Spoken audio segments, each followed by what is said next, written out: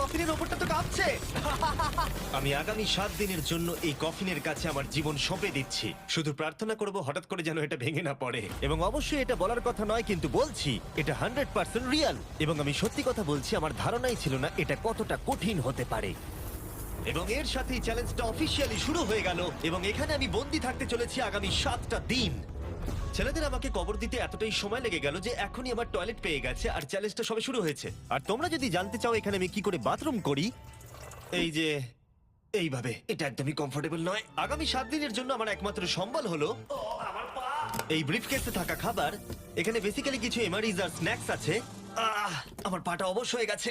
ওখানে 5 গ্যালনের জলের ড্রাম আছে, আর বাকি যা কিছু প্রয়োজনীয় ছেলেরা এই ব্রিফকেসে রেখে দিয়েছে, যেটা প্রমাণ করে 7 দিনের অনেক আগেই আমার সমস্ত খাবার শেষ হয়ে যাবে। সত্যি কথা বলতে এটা খুবই বিপজ্জনক, আর যাতে আমার শ্বাসরোধ না হয় তাই এরা আমার গতিবিধির উপরে নজর রাখছে। জিমি, তুমি কি এটা শুনতে পাচ্ছ?